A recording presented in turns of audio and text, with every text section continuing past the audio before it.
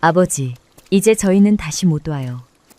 다음 보름이 지나면 저희 6은 뿔뿔이 먼 곳으로 팔려간대요. 빗소리 사이로 첫째의 목소리가 가늘게 갈라졌다. 봄비가 부슬부슬 내리던 그날, 삿갓 하나 없이 온몸으로 비를 맞으며 아비의 무덤 앞에 나란히 선 6남매가 있었다. 맨 앞에 선 12살 첫째는 3살배기 막내를 등에 업은 채 낡은 무명 보퉁이 하나를 제 가슴에 꼭 끌어안고 있었다. 그때 산 아래에서 여러 채의 가마와 종자들을 거느린 한 노인이 그 광경을 두 눈으로 마주하였다. 팔도의 장시와 물화를 한 손에 쥐락펴락한다는 만복상단의 대행수 정만호였다. 그런데 아이들이 붙들고 우는 그 빗돌에 새겨진 이름 석자는 3년 전 제 가슴에 묻은 외아들의 이름과 한 획도 다르지 않았다. 순간 정만호의 심장이 철렁 내려앉았다.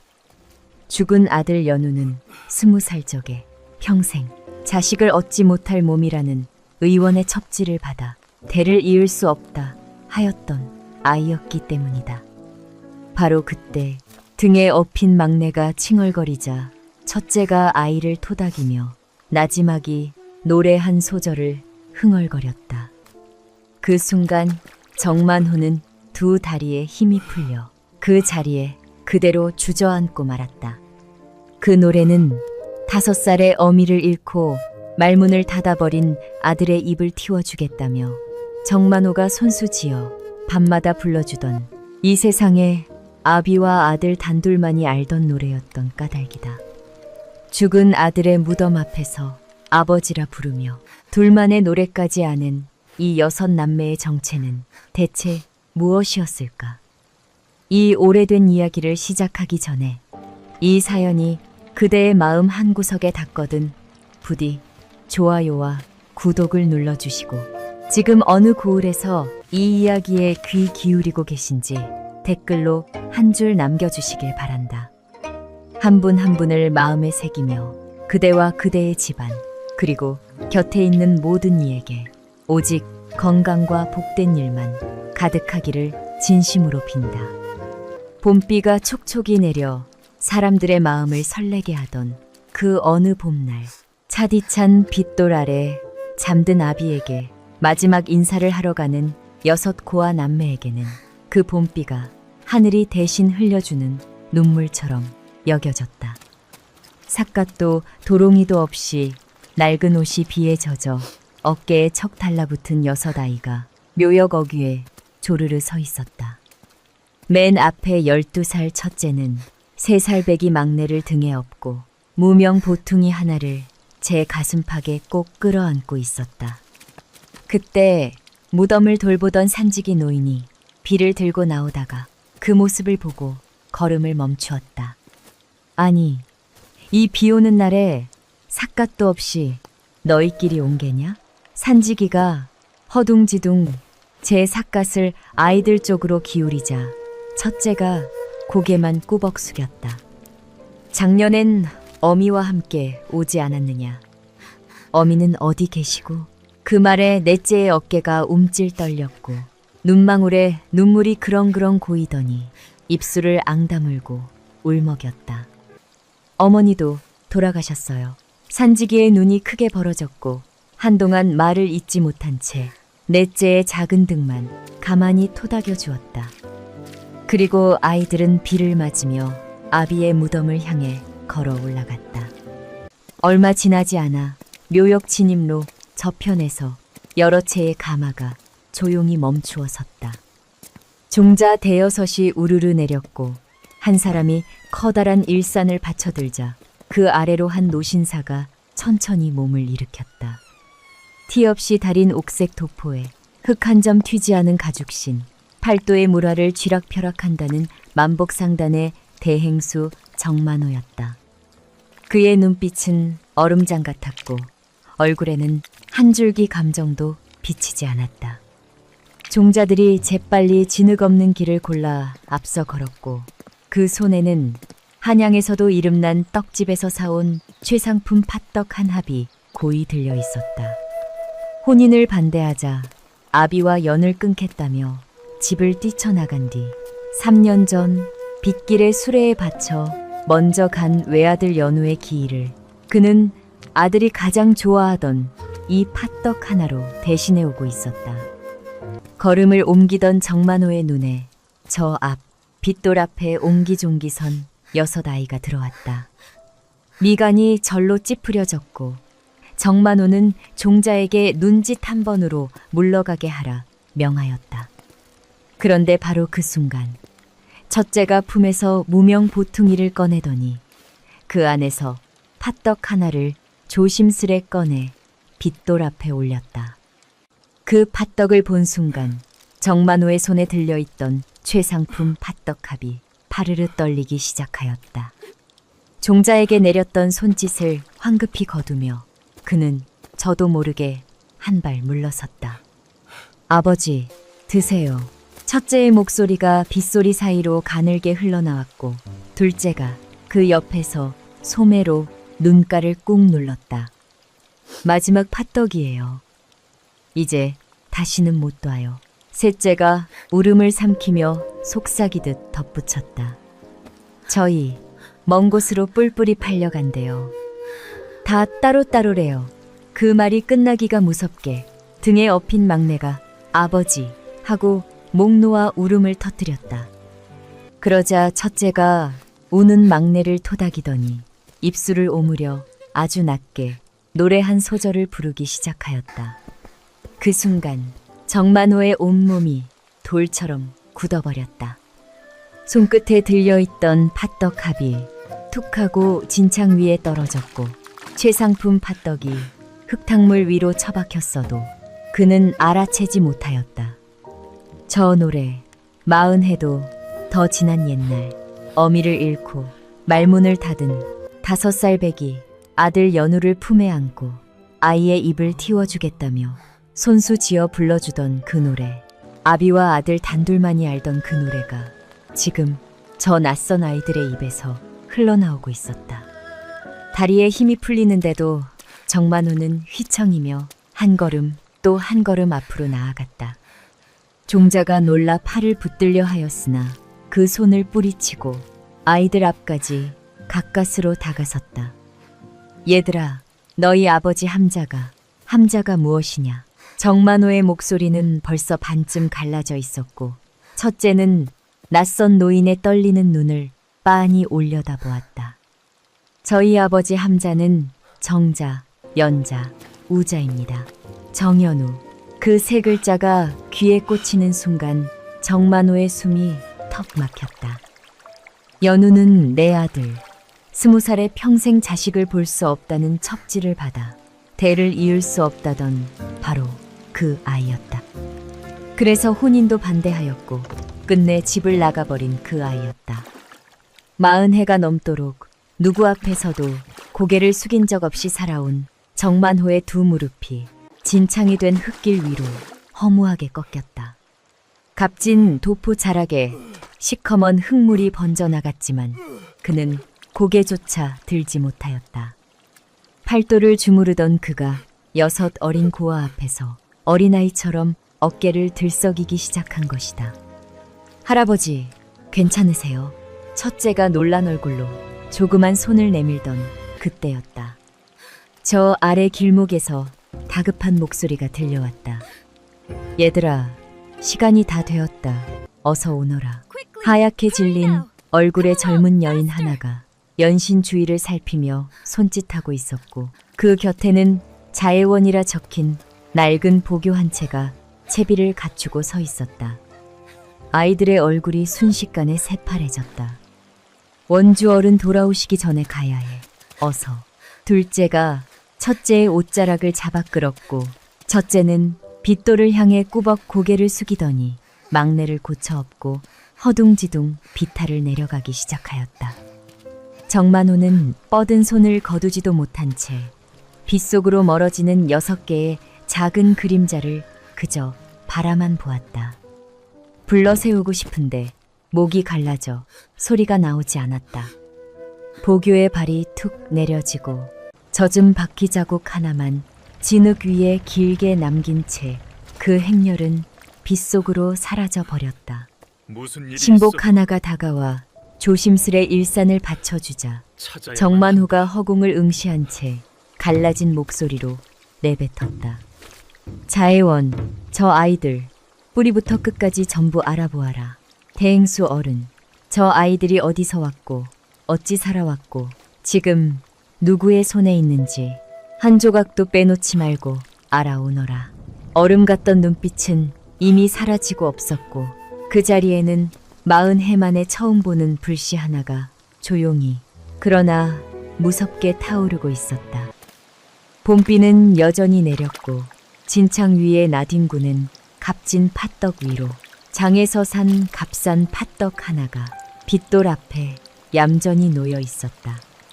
같은 날 저녁 강이 내려다 보이는 언덕 위 큰 별당의 창 너머로 저잣거리의 불빛이 보석처럼 어른거리고 있었고 그 앞에서 채라는 천국에서 들여온 귀한 찻잔을 입술에 대려던 참이었다. 그때 대행수의 행차를 따르던 종자 하나가 헐레벌떡 달려와 아뢰었다. 마님, 대행수 어른께서 오늘 무덤에서 웬 아이들 6을 만나셨는데 종자의 말이 채 끝나기도 전에 채란의 입꼬리가 파르르 떨렸다.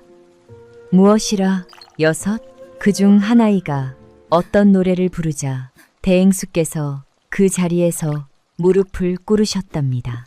순간 손에 쥔 찻잔이 벽을 향해 날아갔고 자기 깨지는 소리가 방안을 갈랐다. 금박을 입힌 벽지 위로 찬물이 핏자국처럼 길게 흘러내렸다. 세월의 주름을 값진 분으로 가린 얼굴이 한순간 사납게 일그러졌고 그녀는 곧바로 10년 넘게 부려 온 뒷일 봐주는 거간꾼을 불러들였다. 이름이며 사주단자며 호구단자며 사는 곳까지 전부 가져오너라. 반나절 만에 던져진 문서 뭉치를 내려다보던 채란의 얼굴에서 핏기가 달아났다. 맨 위에 붙은 용모파기 속 6아이, 그 아래 적힌 어미와 아비의 이름 2줄, 그 이름 석자를 보는 순간 3년 전 그 겨울이 서늘한 바람처럼 그녀의 목덜미를 스쳐갔다. 그 여인의 어깨를 붙잡고 제 입으로 내뱉었던 말이 지금도 귓속에 쟁쟁하였다.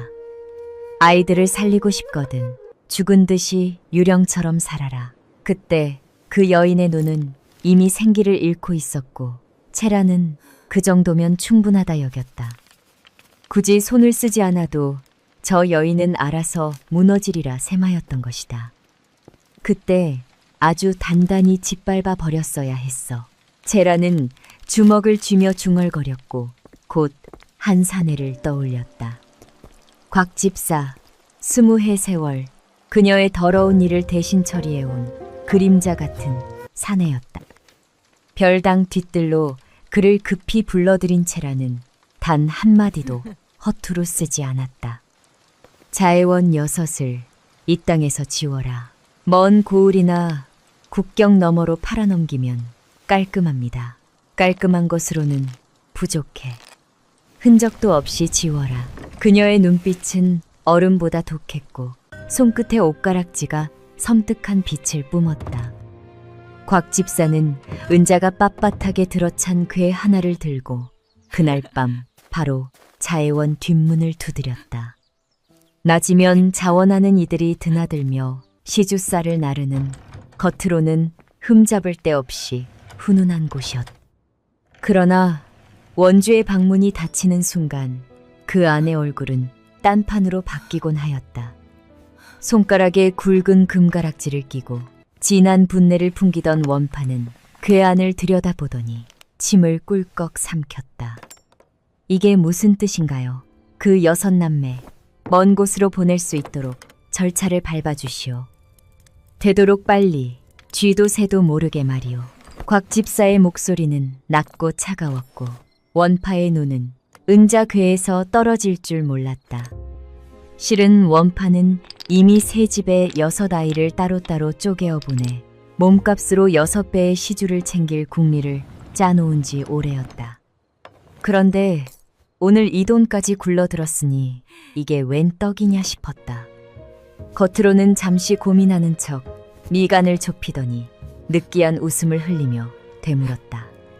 일이 복잡하여서요. 한 집만 더 얹어주시면 신속하고 정확하게 처리해 드리지요. 탐욕에 눈이 먼 원판은 끝내 은자 한 짐을 더 얹어받아 내고서야 고개를 끄덕였고, 그날 밤부터 6남매의 이름이 적힌 문서가 빠르게 매매 봉투로 옮겨지기 시작하였다. 이튿날 아침, 채라는 곽 집사를 통해 대행수의 집안에 은밀히 밀정을 하나 심었다. 대행수가 사랑방에서 무슨 말을 하고 어디로 걸음하는지 낱낱이 엿듣게 하고는 별당 보료에 비스듬히 기대어 남편의 하루를 몰래 전해 듣기 시작하였다. 한낮이 조금 지났을 무렵 기다리던 전원이 들어왔다. 대행수 어른께서 자애원 아이들 6이 모두 연우 도련님의 핏줄인 듯하다며 골육이 분명한지 하편로 확인하라 하셨답니다. 단 상단 사람 말고 바깥 의원에게 맡기라 하셨습니다. 당장 진행하되 우리 상단이 아니라 바깥 의원으로 하라. 그 말을 전해 들은 채라는 콧방귀를 뀌었다. 바깥 의원이라 해보았자 이 땅에 그녀의 손이 닿지 않는 곳은 거의 없었기 때문이다. 그녀는 곧바로 오래전부터 관리해온 하표를 맡을 오작인에게 사람을 놓았다. 은자 넉넉히 줄 터이니 피가 섞이지 않았다. 골육이 아니라 나오게 하라. 마님, 이것이 들통나면 내가 전부 책임진다. 하기야, 그런 일은 내가 애초에 만들지도 않지만 말이다. 그녀의 목소리는 이미 결론이었고 오작인의 숨소리는 그대로 끊겼다. 같은 시각 자애원 안은 숨막히게 조용해지고 있었다. 원판은 6남매를 방으로 불러 모은 뒤 손바닥으로 서한을 탁 내리쳤다. 어제 너희들 몰래 나갔지? 그러다 나쁜 어른이라도 만나면 어쩌려고. 원의 규율을 어겼으니 별 수 없다. 오늘부터 바깥 사람과의 접촉은 전면 금한다. 서찰도 전갈도 면회도 안 된다. 6아이의 눈망울이 영문을 몰라 동그래졌고 첫째만이 입술을 지그시 깨물며 동생들의 손을 꼭 쥐었다. 그 뒷모습을 방문 틈으로 바라보던 젊은 여인이 하나 있었다. 지난번 무덤에서 보교 앞에 서서 아이들을 부르던 바로 그 젊은 여인 덕이었다. 종의 신세에서 벗어나 면천한 지 얼마 되지 않아 자애원에서 고용살이를 하던 처녀였다. 주먹을 꽉 쥐고 참고 있었지만 그 입술은 이미 새하얗게 질려 있었다. 그날 밤 원판은 아이들이 처음 들어올 때 품에 안고 온 낡은 보따리 하나를 제 손으로 풀어 헤쳤다. 그 안에는 작은 염랑 6개와 누렇게 바랜 가족 그림 한 폭이 들어 있었다. 염랑에는 6아이 저마다의 탯줄과 베넷머리가 곱게 쌓여 있어 어미가 세상에 단 하나뿐이게 지어준 것이었고, 그림은 막내가 태어난 지 100일 되던 날 8식구가 화공 앞에 모여 남긴 처음이자 마지막 가족 그림이었다. 원판은 그 그림을 손끝으로 한번 훑어보더니 아무 감정도 없는 얼굴로 거적에 꾸깃꾸깃 밀어 넣었다. 이런 게 뭐 그리 대수라고. 거적 아가리가 질끈 묶이고 그대로 뒤뜰 걸음더미로 던져지는 그 소리, 쿵 하고 무언가가 무너지는 그 소리가 6남매의 신락 같은 희망이 끊어지는 소리처럼 깊은 밤을 갈랐다. 사람들의 발소리가 모두 잦아든 자정 무렵 덕이가 등롱 하나를 들고 조심조심 뒤뜰로 내려섰다. 차디찬 흙바닥에 무릎을 꿇고 음식 찌꺼기가 엉긴 거적들을 맨손으로 하나하나 헤집기 시작하였다. 손끝에 미끌거리는 것이 묻어나고 악취가 코를 찔러도 그녀는 이를 악물고 멈추지 않았다. 6남매의 부모는 오래도록 이름조차 밝히지 않고 자신을 도와 종의 신세에서 면천하게 해준 은인들이라는 것을 덕이는 얼마 전에야 알았던 것이다. 그 은혜를 이렇게라도 갚지 못하면 평생 후회할 것 같았다. 몇 번의 헛손질 끝에 마침내 손끝에 무언가가 걸렸다. 작은 염랑 6개와 반으로 접힌 낡은 그림 한 폭. 덕이는 등롱빛 아래에서 그림을 펴보았고 그 안에 환하게 웃고 있는 8 식구를 보는 순간 참았던 눈물이 뚝뚝 떨어져 그림 위를 번지게 하였다. 그녀는 유품을 품에 안고 방으로 돌아와 잠든 막내의 머리맡에서 오래도록 그 아이를 바라보았다. 손때 묻은 낡은 헝겊 강아지 인형. 막내가 어미를 마지막으로 본 날부터 단 하루도 놓지 않았다는 바로 그 애착 인형이었다. 덕이는 작은 가위로 인형의 등솔기를 조심스레 뜯어내고 얇은 기름 종이에 유품을 이중으로 싼 뒤 솜 사이 가장 깊은 곳에 그것을 밀어 넣었다. 그리고 떨리는 손으로 한 땀 한 땀 처음보다 더 촘촘하게 등을 꿰매 내려갔다. 그 바느질은 마치 무너지려는 세상 하나를 붙들어 매는 실 같았다. 모든 걸 마친 덕이가 인형을 제자리에 돌려놓고 나오자 복도 저 끝에서 원파의 방 불빛이 새어나오고 있었다. 그 안에서는 원파가 누군가와 소곤거리며 얕게 웃고 있었고 문틈으로 스치듯 들려온 한마디가 덕이의 발을 얼어붙게 만들었다. 떠나보낼 배편은 최대한 빠른 날짜로 덕이는 벽에 몸을 기대며 숨을 죽였고 가슴속에서 무언가가 무섭게 뛰기 시작하였다. 한편 정만호는 사랑방 낡은 보료에 몸을 묻은 채 오래도록 천장만 올려다보고 있었다. 종자도 신복도 모두 물렸고 창밖으로는 봄비가 여전히 가늘게 떨어졌다. 귓속에는 무덤에서 아이를 업고 첫째가 부르던 그 노래가 빠져나가지 않고 맴돌았다. 40해나 닫혀있던 서랍 하나가 끼익 소리를 내며 열리고 있었다. 어느 겨울 막 상단을 일으키던 젊은 거상 정만호는 한순간에 아내를 잃었다. 갑작스러운 죽음 앞에서 세상이 통째로 뒤집혔지만 더 무너진 것은 5살뱅이 외아들이었다. 어미의 상청 앞에 멍하니 서 있던 꼬마는 그날 이후 입을 꾹 닫아버렸다. 아무리 말을 붙여도 아무리 이름을 불러도 돌아오는 것은 겁에 질린 커다란 눈망울 뿐이었다. 이름난 의원을 집으로 불러들이고 팔도의 명의를 수소문하였지만 모두 고개를 저으며 세월이 약이라는 말만 남기고 돌아갔다. 그때 정만호는 처음으로 깨달았다. 재물로는 결코 살 수 없는 것이 이 세상에 있다는 것을. 그날부터 그는 밤마다 상단 일을 팽개치고 집으로 달려왔다. 아들을 등에 업고 마당을 빙빙 돌며 창밖의 별을 손가락으로 가리켜 보이기도 하고 아들이 유일하게 품에서 놓지 않던 강아지 인형을 흔들어 보이기도 하였다. 그러다 어느 밤 아들이 제일 좋아하던 군것질 하나가 떠올랐다. 죽은 아내가 생전에 팥소를 두고 이건 꿀맛과 똑같다며 웃으며 빚어주던 바로 그 팥떡이었다. 정만호는 그 떡 한 조각을 아이 입가에 갖다 대며 어설픈 목소리로 그 자리에서 노래 한 자락을 지어 불렀다. 팥떡 먹고 무럭무럭 자라서 밤하늘 별도 따오고 강아지랑 뛰놀자꾸나 가살할 것도 없고 가락도 제멋대로인 그 노래를 그는 밤마다 아이의 귓가에 나지막이 흘려 넣었다.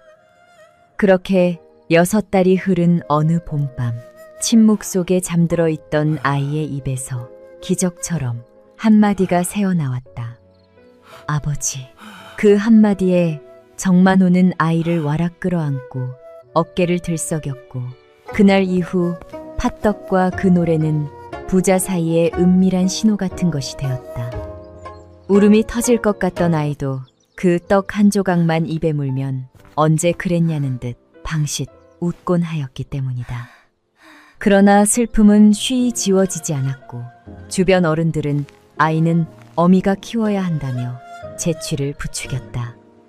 상단이 커지자 사돈을 맺자는 청이 여기저기서 들어왔고 그중 유난히 눈에 띄는 여인이 하나 있었다.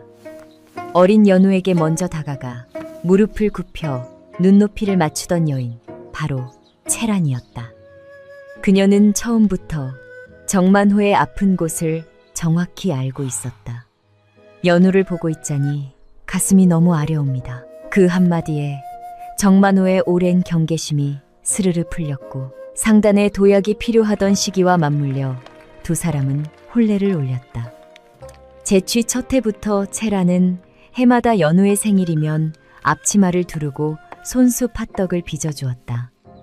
떡이 시루에서 나올 때마다 정만호는 속으로 고마워하였고 연우도 어린 마음에 그녀를 어머니라 조심스레 부르기 시작하였다. 그때만 해도 그 마음속에 무엇이 숨어 있는지 아무도 몰랐다. 세월이 흘러 연우가 20살이 되던 해였다. 어느 저녁상 앞에서 채란이 살짝 걱정스러운 낯빛으로 입을 열었다. 여보, 우리 연우가 만복 상단의 하나뿐인 후계가 아닙니까? 요즘 이름난 집안의 자제들은 20살 즈음이면 대를 이을 몸인지 미리 살펴둔다 하더이다. 몸 관리가 제일이라면서요. 정만호는 별 생각 없이 고개를 끄덕였다. 며칠 뒤 채란은 담당 의원을 특별히 지정하여 연우를 조용히 데려갔다. 그러고는 의원의 입을 빌려 후사를 위해서는 씨를 받을 수 있는 몸인지 미리 보아두는 것이 요즘 법도라는 말을 흘리게 하였다. 연우는 영문도 모른 채 고개를 끄덕였고 며칠 뒤 집으로 전해진 한 장의 첩지가 부자의 인생을 통째로 뒤흔들었다. 그 종이 위에 적힌 소견, 평생 자식을 얻지 못할 몸이라는 그 한 줄에 정만호는 숨이 턱 막혔고 연우는 그 자리에서 고개를 떨구고 말았다. 그 장면을 문 뒤에서 지켜보던 채란의 입꼬리가 아주 잠깐 아무도 못 보는 각도로 희미하게 올라갔다. 정만호가 다시 한번 살펴보자 하였을 때 그녀는 안타까운 얼굴로 손수건을 눈가에 대며 말하였다. 연우가 얼마나 충격이 컸는지 몰라요. 요즘은 의원 이야기만 꺼내도 방문을 걸어 잠근다는데 억지로 끌고 가면 아이가 더 무너질 거예요. 정만호는 아들의 마음을 상하게 할까 두려워 끝내 재검사를 포기하였고 그 한 번의 양보가 앞으로 얼마나 큰 비극이 될지는 꿈에도 몰랐다. 그렇게 10년이 더 흘러 연우가 30살이 되던 어느 가을날이었다. 상단 일로 지친 몸을 이끌고 저작거리를 지나던 연우가 골목 모퉁이에서 익숙한 냄새 하나에 걸음을 멈추었다. 어릴 적 제 입에 닿던 바로 그 담백한 옛날 팥떡 냄새였다. 홀린 듯이 작은 떡집 문을 밀고 들어선 그는 앞치마를 두르고 쌀가루를 털어내던 젊은 여인과 눈이 마주쳤다. 그 여인이 바로 순덕이었다. 연우가 떡 한 조각을 베어 문 순간 혀끝으로 잊고 살던 어린 시절의 온기가 스르르 퍼져나갔다. 이 맛 어디서 배우셨소? 순덕은 수줍게 웃으며 병든 노파를 봉양하던 중에 그 노파에게서 옛 방식을 고집스레 전수받았다고 대답하였다. 그날 이후 연우는 매일 그 떡집에 들렀고 두 사람 사이에는 조용히 정이 싹트기 시작하였다. 그 소식이 채란의 귀에 들어가는 데는 채 1회도 걸리지 않았다. 그녀는 연우를 조용히 불러 앉혀놓고 걱정 어린 얼굴로 속삭였다. 연우야, 어미가 이런 말 하는 게 미안하다만 네 몸이 그런 걸 그 처자가 알고도 곁에 있겠느냐. 네가 그 처자 인생을 망치는 게야. 그 말이 비수처럼 연우의 가슴에 박혔다. 그날 밤 연우는 한숨도 못 자고 천장만 올려다보았고 순덕에게 이별을 말하려다가도 끝내 그 말을 삼켰다. 며칠 뒤 정만호의 서한 위로 문서 한 뭉치가 던져졌다. 그 안에는 연우가 순덕에게 좋은 집을 사주려 상단의 은자를 몰래 빼돌렸다는 치부 내역이 가지런히 정리되어 있었다. 문서를 건넨 이는 곽 집사였고 그는 어두운 낯빛으로 고개를 숙이며 말하였다. 대행수 어른, 참담한 마음으로 아뢰옵니다. 피가 거꾸로 솟은 정만호는 단 한 번도 그 문서의 진위를 따져볼 생각을 하지 못하였다. 그가 본 것은 숫자가 아니라 자신이 30에 넘게 쌓아 올린 이름, 석자에 튄 흙탕물이었기 때문이다. 그날 저녁 사랑방으로 불려 들어온 연우의 뺨에 큼직한 손바닥 하나가 날아들었다. 짝하는 소리가 집안을 뒤흔들었고 벽에 걸린 가족 그림이 기우뚱 흔들렸다. 이 한심한 놈, 내 놈이 아비한테 할 짓이냐. 연우는 입술이 터져 피가 맺혔는데도 고개를 들어 아비를 똑바로 올려다보았다. 그 눈 속에는 분노도 변명도 없이 오로지 깊은 슬픔 한 가지만 고여 있었다. 아버지, 저는 그런 짓 한 적 없습니다. 제 말은 한 번도 제대로 들으려 하지 않으시는군요. 무엇이라? 저는 아버지보다 저를 더 믿어주는 사람 곁으로 가겠습니다. 이 집 재물도 후계 자리도 저에게는 더는 필요 없으니까요. 연우는 그 자리에서 아비가 채워준 값진 옷가락지를 풀어 서안 위에 올려놓고 낡은 두루마기 하나만 걸친 채 뒤돌아섰다. 대문이 쾅 닫히는 소리가 들렸을 때 사랑방 한쪽 병풍 뒤에 서 있던 채란의 입꼬리가 아주 천천히 위로 올라가고 있었다. 정만호는 서안을 내리치며 저 못쓸 놈, 2번 다시 내 자식이라 부르지 마라 고함을 질렀지만 정작 그 고함의 끝자락에는 본인도 알지 못할 서늘한 허전함이 묻어 있었다. 그 밤 연우가 맨몸으로 걸어나간 골목에는 가을 찬바람이 낙엽을 휘감으며 지나갔고 대문 안쪽의 불빛은 오래도록 꺼질 줄 몰랐다. 집을 나선 연우는 순덕의 2 손을 꼭 잡았다. 2 사람은 고을 변두리 허름한 골목 안에 다 쓰러져가는 작은 떡집 한 칸을 겨우 얻었다. 간판도 손수 나무판에 썩어렸고 평상이라고는 몇 개가 전부였다. 낮에는 연우가 길손에게 요기와 차를 내고 순덕은 밤마다 팥을 삶아 옛 방식 그대로 팥떡을 빚어냈다. 문틈으로 새어나가던 구수한 팥냄새가 골목을 돌고 돌아 어느 날부터 손님들이 하나둘 줄을 서기 시작하였다. 이 떡, 옛날에 우리 어머니가 해주시던 맛이요. 머리가 희끗한 손님 하나가 떡을 베어 물고 눈가를 꾹 누르자 연우는 조용히 미소를 지었다. 장사가 자리를 잡아갈 무렵 순덕이 헛구역질을 하며 한쪽에 주저앉았다. 연우는 놀란 얼굴로 아내를 들쳐업고 동네 의원으로 달려갔다. 경하드립니다. 태기가 있으신 지 여러 날 되셨습니다. 의원의 한마디에 연우는 제 귀를 의심하였다. 20살 그때 평생 자식을 볼 수 없다는 종이 한 장에 무너졌던 그 기억이 아직도 생생하였기 때문이다. 그날 밤 순덕이 잠든 뒤 그는 홀로 다른 고을의 이름난 의원을 다시 찾아가 몸을 살폈다. 며칠 후 들고 온 첩지에는 아무 탈이 없는 멀쩡한 몸이라는 소견이 또렷이 적혀 있었다. 연우는 그 종이를 가슴에 꼭 끌어안고 텅 빈 길거리에서 제 얼굴을 2 손에 묻었다. 아버지, 저에게 기적이 일어났습니다. 저에게도 자식이 생겼습니다. 하늘이 자신을 한 번 더 봐주신 것이라 믿었다. 10달 뒤 첫 아들이 세상에 나왔다. 핏덩이를 품에 안은 연우는 며칠 밤을 이름을 고르며 설쳤고 낡은 종이에 이 글자 저 글자를 썼다. 지우기를 되풀이하였다. 여보, 이름 하나 짓는 게 일이 어려운 일인 줄 몰랐소. 그렇지요. 아버님도 당신 이름 지으실 때 이런 마음이셨을 거예요. 순덕의 그 한마디에 연우의 붓이 멈추었다. 부모가 되어보니 그제야 아비의 마음이라는 것이 얼마나 큰 산이었는지 온몸으로 와닿았던 것이다. 그날부터 그는 아비가 보고 싶어 미칠 것 같았고 떨리는 손으로 서찰을 써 내려갔다. 그러나 아무리 기다려도 답장은 오지 않았다. 다음 달도 그 다음 해도 마찬가지였다.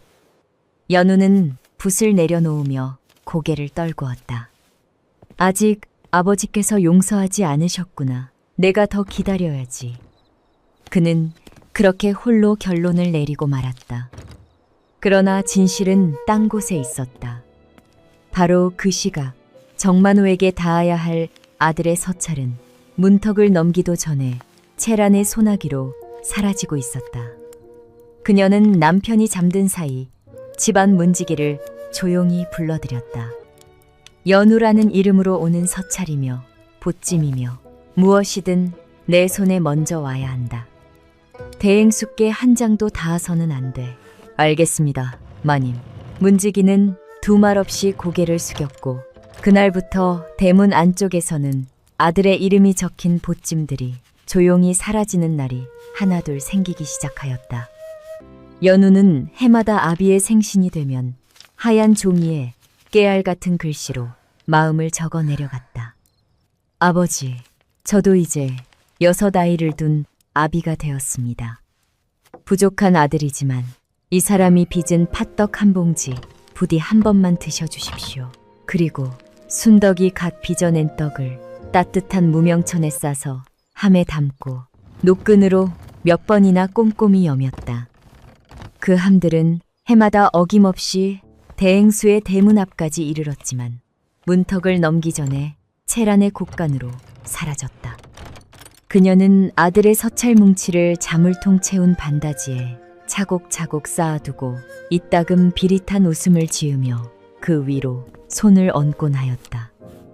연우는 그 사실을 죽는 날까지도 알지 못한 채 답없는 서찰을 매해 또 써 내려갔고 묵묵부답 앞에서 고개를 떨굴 때마다 언젠가 아버지가 부르실 때 당당한 가장의 모습이어야 한다며 이를 악물었다. 그 사이 6 남매는 쑥쑥 자랐고 떡집 하나만으로는 살림이 한없이 부족하였다. 연우는 낮에는 떡집을 지키고 밤에는 댐을 받고 남의 짐수레를 몰아 먼 길을 다녀오며 새벽길을 달렸다. 두 일을 하느라 쪽잠을 자는 날이 이어졌고 작은 아이를 품에 안고 노래를 불러주다가 제가 먼저 잠드는 일도 허다하였다. 그러던 어느 새벽 인적 드문 고갯길에서 옛짐을 기다리던 연우의 몸을 짐을 잔뜩 실은 큰 달구지 하나가 빗길에 미끄러지며 그대로 덮쳤다. 봄이 왔건만 찬바람이 마지막으로 세상을 훑고 가던 그 밤이었다. 비보는 의막으로 뛰어든 순덕에게 가장 먼저 닿았고 그로부터 한 시진 뒤 채란의 귀에도 들어갔다. 그녀는 제 방으로 들어가 문을 걸어 잠그고 짐짓 슬픈 목소리를 꾸며 사람을 놓아 대행숙께 아뢰게 하였다. 여보, 연우가 먼저 갔답니다. 혼자 쓸쓸하게 남편의 낮은 신음소리가 전해져 오자 그녀의 입꼬리는 또 한 번 살짝 올라갔다. 큰 산이 무너지듯 주저앉은 정만호는 며칠을 뜬 눈으로 보내다 끝내 장례의 모든 절차를 채란의 손에 맡기고 말았다. 채란은 곽집사를 시켜 연우의 장례를 변두리 한 구석에서 조용히 치러냈고 순덕과 6 아이의 이름은 어느 문서에도 남기지 않았다. 그리고 장례가 끝난 그날 그녀는 순덕을 구석진 뒤 나무로 끌고 가 팔뚝을 움켜쥐며 낮게 으르렁거렸다. 6 남매를 살리고 싶거든 이 순간부터 유령처럼 살아라. 대행수 근처에 얼씬도 하지 마라. 눈에 띄는 순간 아이들이 어찌 될지 모른다. 그 섬뜩한 소나기를 느끼며 순덕은 입술을 깨물고 고개를 숙였다. 지킬 것이 6이나 딸린 어미에게 그 협박은 칼보다 더 무서운 것이었다. 그날 이후 순덕은 이 세상에서 제 이름을 지우듯 살았다. 낮에는 남의 집 부엌길과 산빨래를 하고 저녁에는 산방아를 댔고 밤에는 등잔 아래에서 미투리를 삼으며 6 입에 밥을 드렸다. 손바닥은 늘 트고 갈라졌지만 남편의 기일만큼은 어떻게든 새 옷 6벌을 지어 아이들을 곱게 입히고 밤새 팥을 삶아 떡을 빚었다. 아버지가 이 떡을 제일 좋아하셨다. 우리 아버지께 가서 예쁘게 드리자 떡 봉지를 품에 안고 나룻배에 오르던 그 작은 손들이 지금 생각해도 순덕의 가슴을 쥐어뜯는 풍경이었다. 그렇게 2해가 흐를 무렵 순덕의 몸이 자꾸 허물어지기 시작하였다. 허리를 펼 수 없을 만큼 찌르는 통증을 참다가 찾아간 큰 의원에서 의원은 한참을 망설이다 힘겹게 입을 열었다. 어머님, 많이 늦었습니다. 뱃속 깊은 곳에 몹쓸 것이 자라 길어야 몇 달입니다. 순덕은 그 자리에서 울지 않았다. 울 겨를조차 없이 할 일이 너무 많았기 때문이다. 집으로 돌아온 그녀는 12살 첫째의 손을 꼭 붙잡고 낡은 종이 한 장을 펴들었다.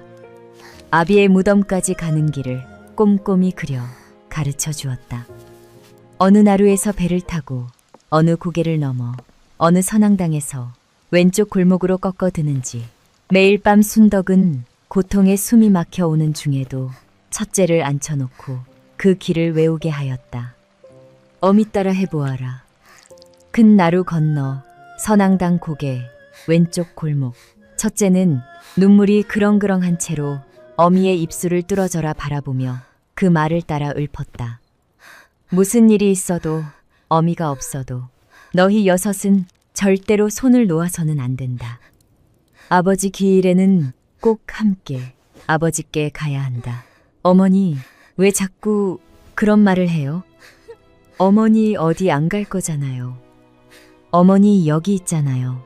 첫째가 어미의 마른 손등에 얼굴을 묻고 흐느끼자 순덕은 마지막 힘을 끌어모아 그 작은 머리를 쓰다듬었다. 그로부터 얼마 지나지 않은 어느 새벽, 순덕의 숨이 가늘게 끊어졌다. 연우가 먼저 간 지 2해째 되던 해였고 6 아이는 어미의 식어가는 손을 번갈아 잡으며 소리내어 울지도 못하였다. 장례가 끝나고 집 대문 앞에 낡은 보교 한 채가 섰는데 그 옆에는 자애원이라는 글자가 빛발에 적혀 있었다. 그날 문서 한 장을 받아쥔 원파는 일가부치는 알아볼 것도 없겠구먼 하고 혼잣말처럼 중얼거리며 도장 하나를 쾅 찍었다. 아이들은 어미가 매일 밤 외우게 한 그 길을 가슴 깊이 품고 낯선 보교에 작은 몸들을 차례로 실었다. 6 남매가 낡은 보교에서 내려선 곳은 담쟁이가 벽을 타고 오른 오래된 기와집이었다. 정문 위에는 자애원이라는 5글자가 햇살에 빛바랜 채 걸려 있었고 그 밑으로 비단 저고리에 옷가락지를 두른 중년의 여인 하나가 온화한 미소를 띠고 걸어 나왔다. 자애원 원파였다. 원파는 막내부터 차례로 허리를 굽혀 눈을 맞추고 부드러운 손길로 머리를 쓰다듬었다. 어머나, 우리 아기들 많이 놀랐지? 이제 여기가 너희 집이란다. 원주가 어미아비처럼 잘 돌봐줄게.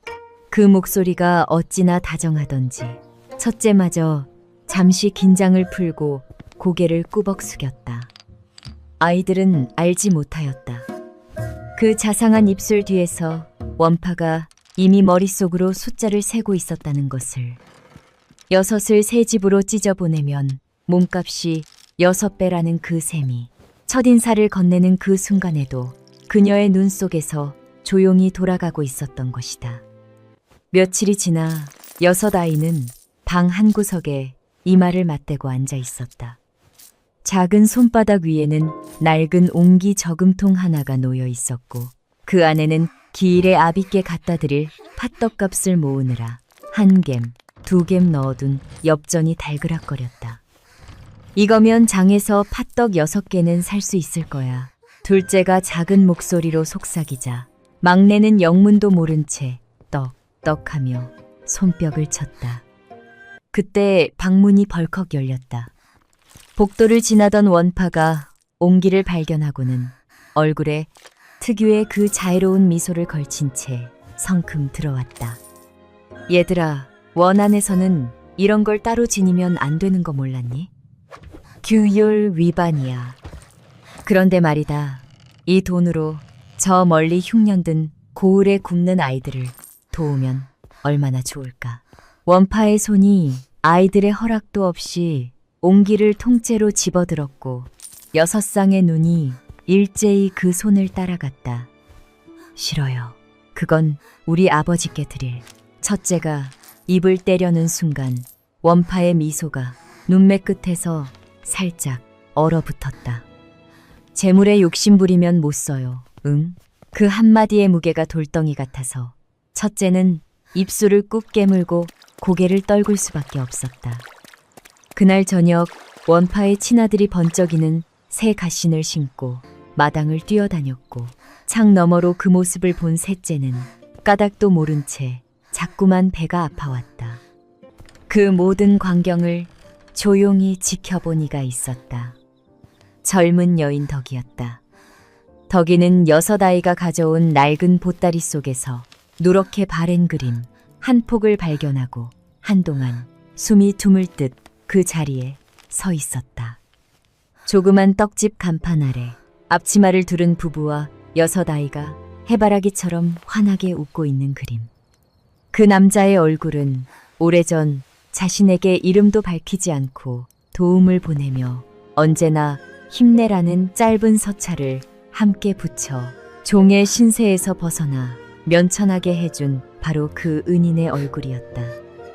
그날 덕이는 어두운 헛간에 들어가 입을 틀어막고 소리 죽여 한참을 울었다. 하늘이 나에게 갚을 기회를 주시는 것이야.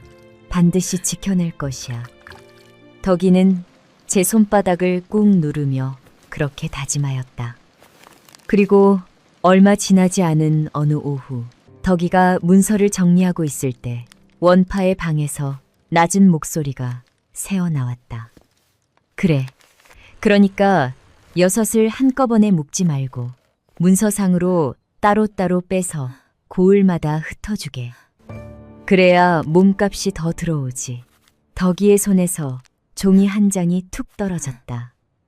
그 밤 덕이는 매매문서 더미 속에 몰래 몇 장을 엉뚱한 칸으로 끼워 넣었고 6아이를 차례로 방으로 불러 무릎을 맞대고 앉혔다. 누나, 말 잘 들어라. 혹시 낯선 어른이 데려가겠다 하면 무조건 싫다고, 형제끼리 못 떨어진다고 정확히 말해야 한다. 알겠지? 첫째는 말없이 고개를 끄덕였고 다음 날부터 아이를 데려가려는 자리가 잡힐 때마다 6아이는 서로의 손을 꼭 붙잡고 가지 않겠다고 울부짖었다. 원파가 공들여 그려놓은 샘표에는 자꾸만 줄이 그어졌다. 며칠 뒤 원파는 다른 술을 꺼내 들었다. 아가, 이리 와 보아라. 나는 우리 넷째가 제일 예쁘더라. 원파는 넷째의 손에 반짝이는 상자 하나를 쥐어주었는데 그 안에는 저작거리에서도 좀처럼 못 보던 정교한 나무 꼭두각시 인형이 들어있었다. 원파는 나머지 5아이를 마루에 줄 세운 채 의미심장한 미소를 흘렸다. 너희도 저런 거 갖고 싶지? 좋은 집으로 가면 더 큰 것도 받을 수 있단다. 그 말은 어린 가슴들을 칼처럼 찔렀고 첫째의 주먹이 등 뒤에서 하얗게 쥐어졌다. 바로 그 순간 방문이 콱 열리더니 넷째가 그 꼭두각시 인형을 2 손으로 번쩍 들고 마루로 뛰쳐나왔다. 그러고는 있는 힘껏 마당에 그것을 내리꽂아 버렸다. 나무 조각이 사방으로 튀어오르는 가운데 7살 아이의 목소리가 찢어질 듯 터져나왔다. 난 이런 거 필요 없어. 난 형아랑 누나랑 같이 살 거야. 마루에 있던 5아이가 우르르 달려와 넷째를 끌어안았고 6아이가 한 덩어리로 엉켜 바닥에 주저앉아 울음을 터뜨렸다. 원파의 얼굴은 순식간에 파랗게 질렸고 그 자리에 얼어붙은 채 한참을 말을 잇지 못하였다. 그 체면이 한 번에 구겨지던 순간 원파의 입가에서 자애로운 미소는 더 이상 찾아볼 수 없었다. 바로 다음 날이었다. 원파의 방으로 조용히 불려 들어간 이는 첫째였다. 원파는 보류의 몸을 파묻은 채 한참 동안 첫째를 바라보다가 부드럽다 못해 끈끈한 목소리로 입을 열었다. 오늘은 원주가 진짜 속 얘기 좀 해도 될까? 너희가 자꾸 떼쓰는 거 원주는 이해해. 그런데 말이다. 그것 때문에 내 동생들 앞길이 다 막히고 있다는 걸 너는 아느냐? 첫째의 어깨가 움찔 떨렸다. 저 먼 곳에는 내 동생 하나하나를 친자식처럼 키워 글 공부에 좋은 혼처까지 마련해줄 좋은 부모들이 줄을 섰단다. 아픈 막내는 용한 의원에게 비싼 약도 쓸 수 있고 넷째는 나무 인형이 아니라 진짜 풍류와 악기도 배울 수 있어. 그런데 네가 이렇게 붙잡고 있는 바람에 다 같이 여기서 이렇게 썩고 있는 게야. 한마디 한마디가 솜씨 좋게 벼린 칼날 같아서 12살 아이의 가슴을 조금씩 얇게 저며갔다. 동생들을 사랑한다면 마지가 할 일이 무엇일까? 응? 원주는 마지인 네가 가장 어른스러운 결정을 해주기를 바라는 게야. 방문으로 든 오후 햇살이 서안 위 문서를 노릇하게 물들이고 있었고 그 문서의 첫 장에는 6 아이의 이름이 가지런히 적혀 있었다. 첫째는 한참을 고개 숙인 채 가만히 있다가 무너지듯 천천히 고개를 끄덕였다. 동생들만 잘 살 수 있으면요. 떨리는 목소리에 원파의 입꼬리가 슬그머니 올라갔고 그날 오후 안으로 아이들을 떠나보낼 날이 바로 다음 보름 안으로 못 박혔다. 그 모든 이야기를 방문 뒤 복도에서 벽에 몸을 바짝 붙인 채 엿듣고 있던 이가 있었다. 덕이었다. 온몸에 피가 거꾸로 쏠리는 기분이었고 입술 안쪽을 얼마나 깨물었는지 피비린 맛이 혀끝에 번졌다. 저 아이들 6, 내가 죽는 한이 있어도 다른 고을로 쪼개 보내지는 않을 것이야. 덕이는 복도 구석에 쪼그려 앉아 그렇게 제 마음의 못을 박았다. 그 밤, 방 한 구석에서 첫째가 동생들을 둘러앉혀 놓고 낡은 책력을 가리켰다. 얘들아, 곧 아버지 기일이야. 아버지 보고 싶어. 둘째가 눈을 비비며 작게 말하자 셋째도, 넷째도, 다섯째도 따라 고개를 끄덕였고 막내는 뜻도 모른 채 아버지하고 부르며 누나 무릎을 파고들었다. 원주 어른께 말씀드렸는데 떠날 채비 때문에 안 된대. 첫째의 목소리가 울음 섞여 갈라지던 그때 방문 틈으로 누군가가 손짓하였다. 덕이었다. 조용히 들어봐. 모레 원주 어른이 오전 내내 큰 시주 행사로 나가 계신단다. 그 틈에 내가 잠깐 너희를 아버지께 데려다 줄게.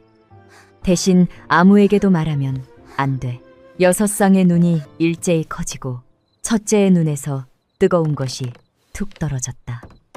그리고 그 약속의 날 아침, 덕이는 원파가 자해원을 나서는 것을 마당 귀퉁이에서 확인한 뒤 빗줄기가 내리기 시작한 하늘을 한번 올려다보았다. 낡은 보교 안쪽에 6 아이를 숨기듯 태우고 담벼락 뒤 쪽문으로 조용히 빠져나간 것도 바로 그녀였다.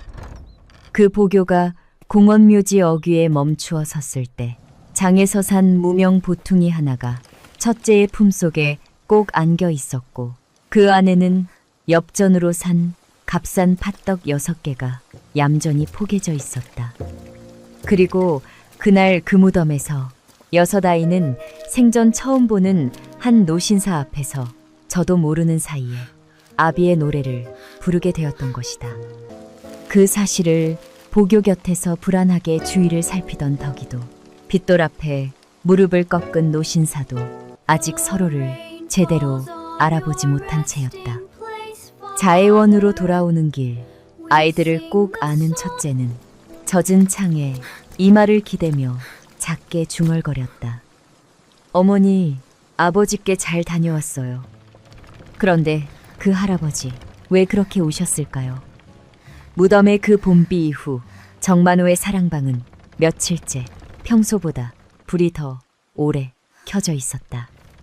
그는 창가에 서서 강을 내려다보며 한 손에 얇은 봉투 하나를 쥐고 있었다. 며칠 전 맡긴 하별의 소견이 드디어 당도한 참이었다. 신복이 문 앞에서 기다리는 동안 그는 천천히 봉투를 뜯고 종이를 꺼내 들었다. 첫 줄을 읽어 내려가던 그의 눈가가 미세하게 떨렸고 곧 입술 사이로 짧은 숨이 새어나왔다. 피가 하나로 섞이지 않으니 골육이 아니라 그 글자가 종이 한가운데에 차갑게 박혀 있었다. 정만호의 손에서 종이가 파사삭 구겨졌다. 그럴 리가 없어. 그 노래는 세상에 나 말고 내 아들만 알던 노래인데 40해 전 5살 아이의 귓가에 가만히 흘려 넣던 그 어설픈 노래 한 소절이 귓속에서 다시 울렸고 비 내리던 빗돌 앞에서 12살 아이가 그 가락을 정확히 뽑아내던 장면이 한 번 더 겹쳐 보였다. 한참 동안 종이를 노려보던 그는 끝내 두 손으로 그 소견을 갈기갈기 찢어 던져버렸다. 그 순간 문이 조용히 열리고 채란이 걱정스러운 낯빛으로 들어섰다. 그녀는 남편의 어깨에 조심스레 손을 얹으며 부드럽게 속삭였다. 여보, 많이 상심하셨지요. 실은 저도 마음 한구석이 이상하여 밤잠을 설쳤답니다. 그런데 곰곰이 생각해보니 이게 다 연우에 대한 그리움이 너무 커서 그런 것 같아요. 그냥 지나가는 일이다 여기셔요. 그녀의 손길은 봄볕처럼 따뜻하였고 목소리는 잘 달인 비단처럼 보들보들하였다. 정만호는 고개를 끄덕이지도 젓지도 않은 채 그저 창밖만 응시하였다. 채라는 남편이 돌아앉자마자 살며시 방을 나와 복도 끝에서 사람을 놓아 원파에게 전가를 보냈다. 그 일정 그대로 진행하시오. 오차 없이. 그러나 그 자상한 부축이 정만호의 가슴속 의심을 꺼뜨리지는 못하였다. 종이 위에 고륙이 아니라는 글자보다 빗돌 앞의 노래 한 자락이 훨씬 더 무겁게 그를 짓누르고 있었기 때문이다. 이튿날 이른 오후 정만호는 종자들을 모두 물리고 단출한 차림으로 길을 나섰다. 담쟁이가 벽을 타고 오른 낡은 기와집 앞에 조용히 걸음을 멈추었으니 바로 자애원이었다. 그런데 그의 곁에 심어진 밀정이 그의 걸음을 실시간으로 어디론가 흘려보내고 있었다. 그 기별은 정확히 얼마 지나지 않아 채란의 귀에 닿았고 채란은 곧바로 원파에게 다급히 사람을 놓았다. 지금 대행수가 그리로 가고 있소. 무슨 일이 있어도 애들과 못 만나게 하시오. 자애원 문에서 정만호가 문을 두드리자 원파가 헐레벌떡 뛰어나와 앞을 막아섰다. 특유의 그 자애로운 미소는 오늘따라 눈꼬리 언저리에서 어색하게 굳어 있었고 이마에는 가느다란 땀방울이 맺혀 있었다. 어머머, 대행수 어른 같은 귀한 분께서 어인일로. 아이고, 마침 지금 아이들이 낮잠 시간이고 바깥사람 접촉이 원의 규율로도 엄히 금해져 있어 정말 죄송하지만 지금은 곤란하여서요. 원파의 입에서 쏟아지는 말이 너무 많았고 너무 빨랐다. 정만호는 한마디도 끼어들지 않고 그 얼굴을 가만히 응시하였다. 40해 넘게 수많은 거짓말을 읽어온 그의 눈에 원파의 파르르 떨리는 입가와 자꾸 뒤를 돌아보는 시선이 그대로 들어왔다. 그는 한 걸음 물러나며 겉으로는 점잖게 고개를 끄덕였다. 그래요, 바쁘신데 실례하였소. 다음에 다시 오리다. 자애원을 빠져나가는 척하던 정만호는 모퉁이 너머에서 걸음을 멈추고 한참을 서서 생각에 잠겼다.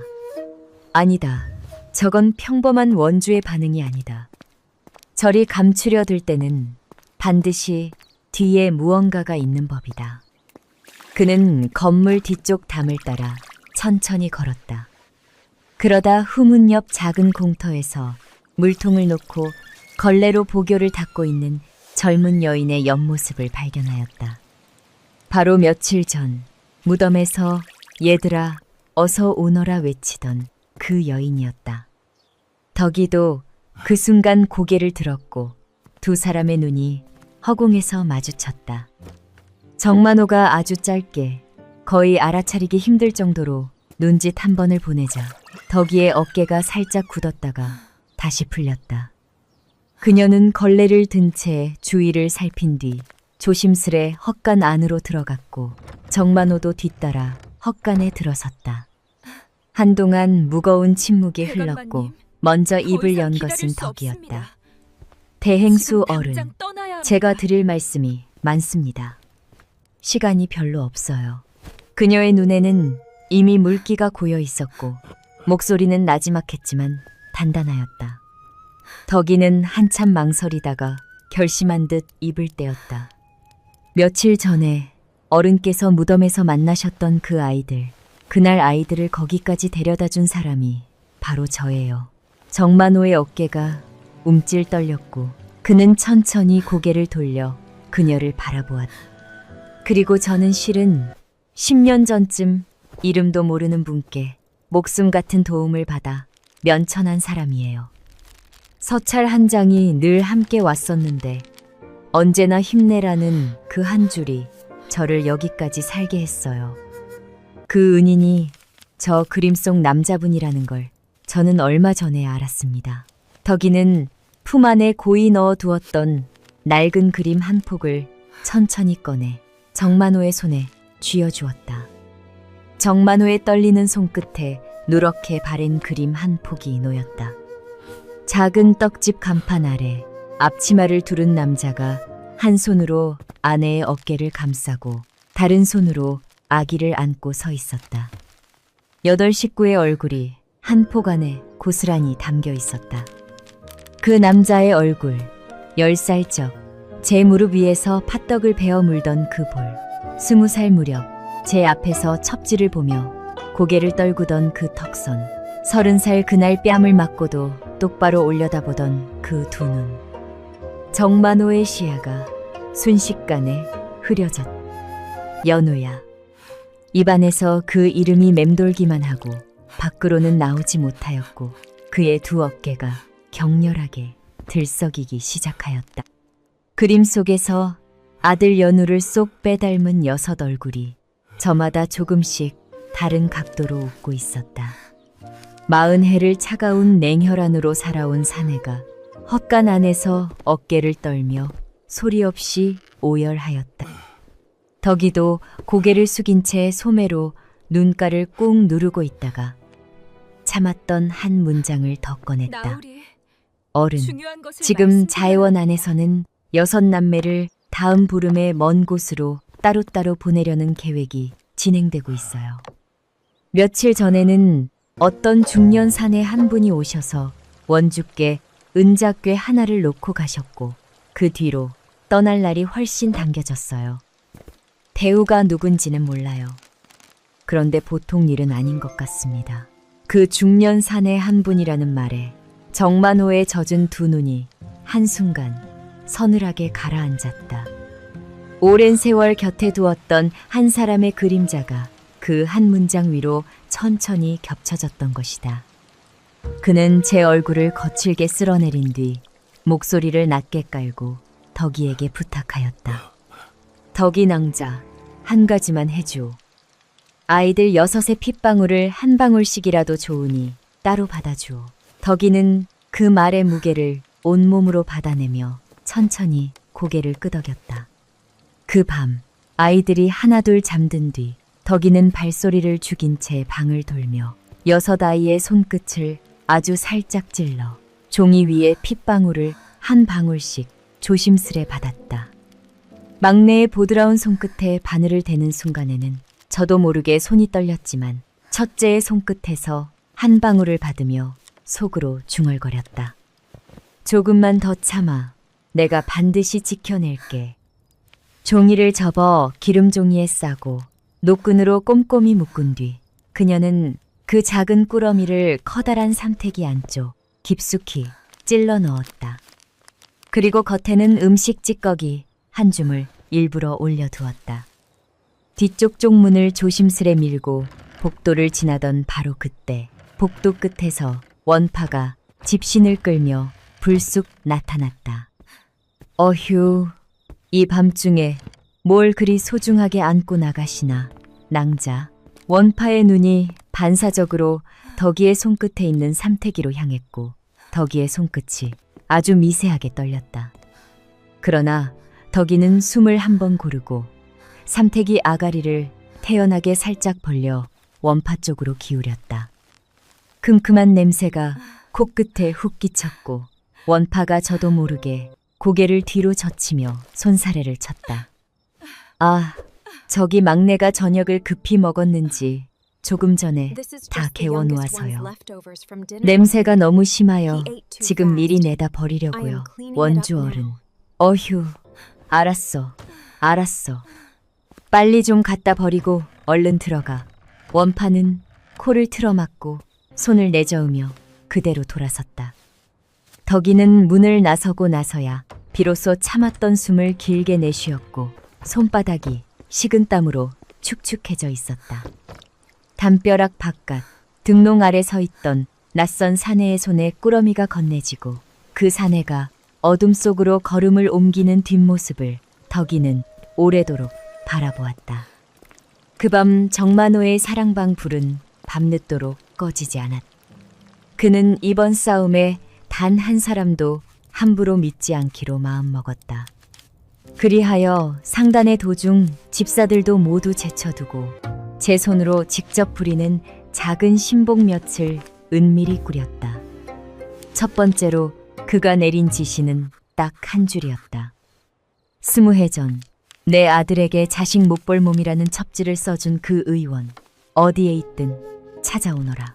며칠이 지나지 않아 신복들은 지방 작은 고을의 한 의막에서 이름을 바꾸고 숨어 사는 은퇴한 노의원 하나를 찾아냈다. 정만호는 그 길로 직접 말을 몰아 그 방 앞에 섰고 문을 밀고 들어서는 그 한 걸음에 방 안의 공기가 단번에 얼어붙었다. 선생, 내 아들 인생을 망친 값을 오늘 치를 텐가 아니면 지금이라도 무릎 꿇고 속죄할 텐가. 늙은 의원의 손에 들려있던 약탕관이 바닥으로 떨어져 대굴대굴 굴렀고 그 입에서 가늘게 새어나온 한마디에 모든 것이 뒤집혔다. 대행수 어른, 제가 죄인입니다. 20해 전 그 첩지는 처음부터 거짓으로 꾸며진 가짜였습니다. 노 의원은 그동안 혹시 모를 보복에 대비하여 서랍 깊숙이 숨겨두었던 서류 한 뭉치를 떨리는 손으로 꺼냈다. 그 안에는 체란 쪽에서 매달 꼬박꼬박 들어온 입막음 돈의 내역과 결과는 무조건 자식 못 볼 몸으로 하라고 적힌 오래된 지시 서찰의 사본이 가지런히 정리되어 있었다. 정만호는 그 자리에서 관아의 서리와 증인을 불러들였고 노의원의 친필 자백문서 한 장이 완성되었다. 그 첫 번째 껍질이 벗겨지는 순간부터 정만호의 등 뒤에서는 보이지 않는 화살들이 빠르게 날아가기 시작하였다. 그는 저작거리로 돌아오는 길에 한 가지 이상한 점을 곱씹고 있었다. 지난번 신복에게만 넌지시 잃은 자해원 방문 일정이 어떻게 바로 다음 날 원파의 귀에 들어가 있었을까. 도가로 돌아오자마자 그는 믿을 만한 신복들을 조용히 사랑방으로 불러들였고 지방과 수하들을 은밀히 훑기 시작하였다. 오래지 않아 채란이 그의 곁에 심어둔 밀정 하나가 그의 말과 걸음을 낱낱이 고해오고 있었다는 사실이 드러났다. 보통 사람 같으면 그 자리에서 그 밀정을 내쳤겠지만 정만호는 정반대로 움직였다. 건들지 마라. 그대로 둬. 오늘부터 이 귀는 내가 부리는 꼭두각시가 될 것이야. 며칠 뒤 정만호는 신복과 둘만 남은 사랑방에서 일부러 목소리 결까지 맞춰가며 대화 한 토막을 흘렸다. 고륙 확인 말일세. 결국 피가 섞이지 않았다는군. 내가 잠시 그리움에 눈이 멀었나 보네. 더는 그 아이들 일에 신경 쓰지 않겠네.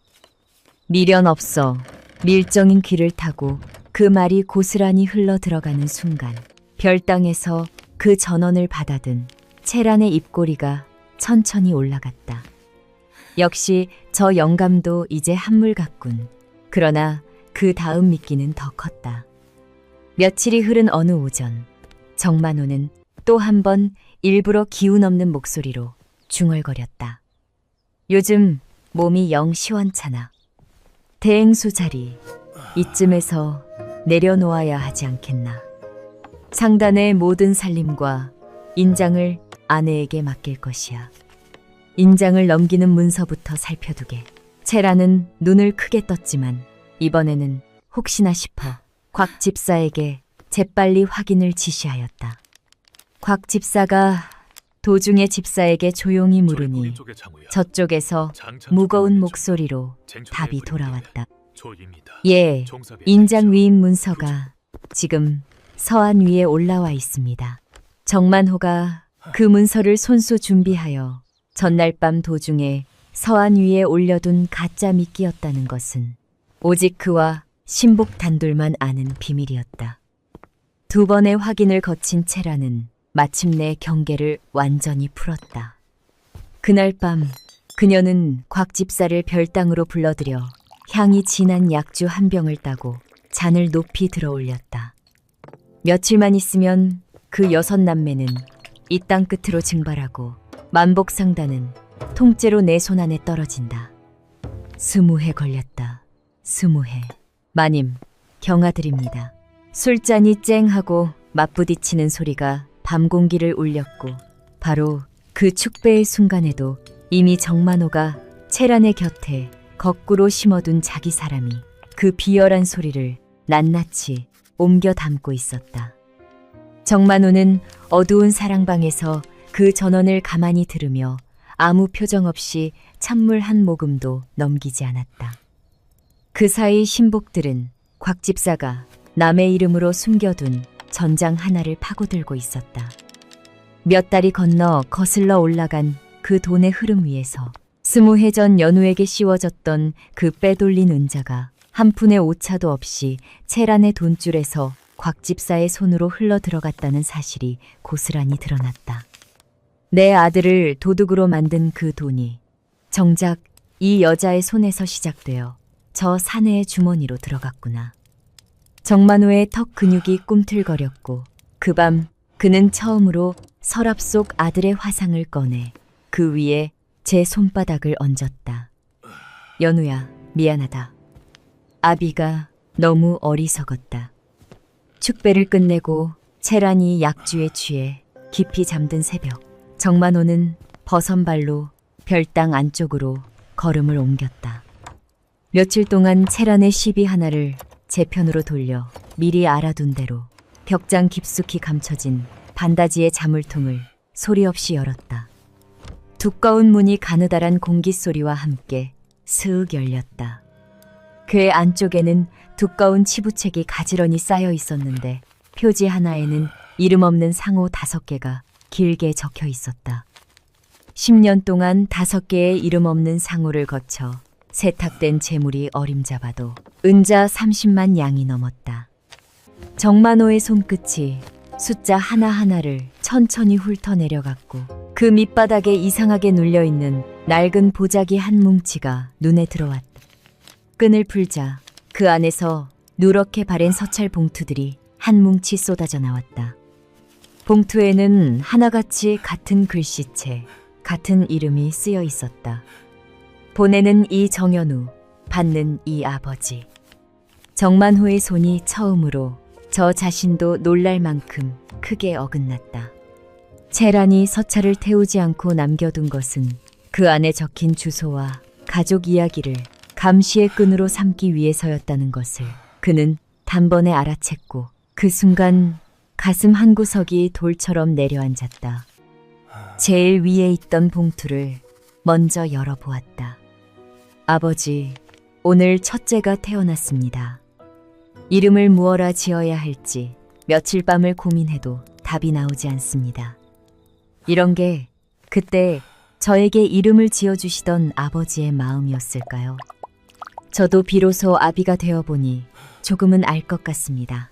고요한 별당 안에서 서찰 위로 무언가가 툭 하고 떨어졌다. 정만호의 뺨을 타고 흘러내린 눈물이었다.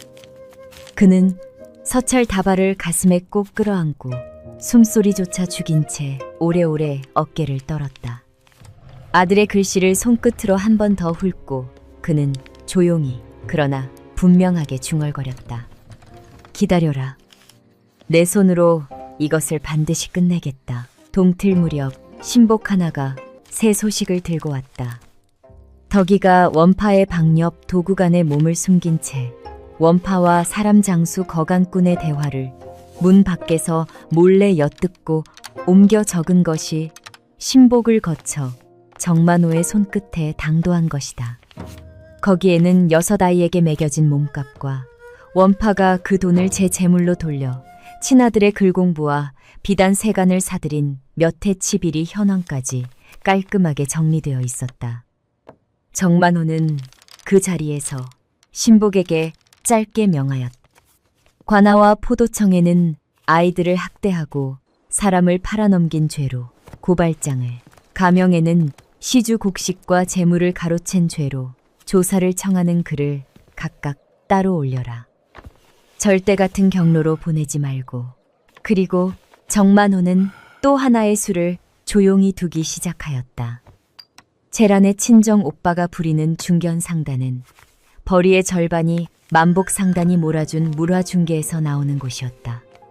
그마저도 정상적인 거래가 아니었다. 채란이 안방에서 결정을 흔들어 몰아준 알짜 장사들이었고 시세보다 열에 하나둘씩 부풀린 값의 차액이 다시 그녀의 남의 이름으로 된 궤로 흘러 들어오는 구조였다. 친정 식구들이 큰 기와집에서 종 딸린 가마를 굴리며 살아온 20해가 실은 전부 그 뒷돈 위에 세워진 모래성이었던 셈이다. 정만호는 신복이 올린 거래 내역을 훑어본 뒤 도중 행수에게 짧게 지시하였다. 그쪽으로 나가던 새 물화 배정은 전면 보류하라. 기존 거래는 트집 잡을 것이 있으면 전부 걸어라. 그 한마디에 수만 양짜리 물화 배정이 함 속으로 들어갔고 버려놓은 장사 2곳에는 거래 중지와 함께 듭이 묶였다. 큰 객주들은 매출처가 위태롭다는 이유로 미천 대기를 막았고 물화를 대던 상인들은 먼저 값을 치르지 않으면 물화를 대지 못하겠다는 기별을 돌려보냈다. 여기에 정만호가 따로 움직인 셈, 밝은 사람이 부풀린 값과 남의 이름 궤의 흐름을 가명에 흘리자 며칠 만에 관아의 조사 통지까지 날아들었고 셈을 맞던 자는 그날 저녁 자취를 감추어 버렸다. 사방이 한꺼번에 조여오자 친정오빠가 벌건 얼굴로 사람을 놓아 채란에게 기별을 넣었다. 세아 대신 채란아, 만복상단 물화가 하루아침에 다 끊겼다. 미천이 막히고 관아 조사까지 들이닥쳤어. 이대로 가다간 파산이다. 매제가 무엇이라도 눈치챈 것 아니냐? 그 울부짖음에 채란의 얼굴이 하얗게 질렸다. 그러나 채란은 고륙도 아니고 인장까지 넘긴다던 그 말을 굳게 믿고 있던 터라 이 갑작스러운 냉기가 어디서 불어오는지 도무지 감을 잡지 못한 채 손톱만 잘근잘근 깨물었다. 바로 그때 정만호가 사랑방에서 신복에게 내린 마지막 지시 한마디가 허공에 낮게 떨어졌다. 모든 자료는 관아에 완벽하게 넘겨라.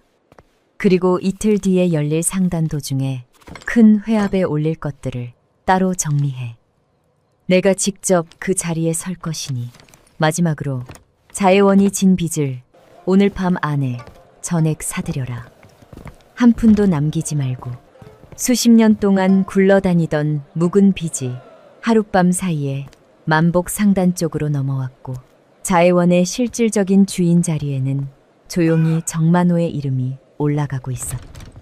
이튿날 오전 만복 상단 도중이 모이는 큰 회합소는 평소보다 훨씬 이른 시각부터 뜨겁게 달아올랐다.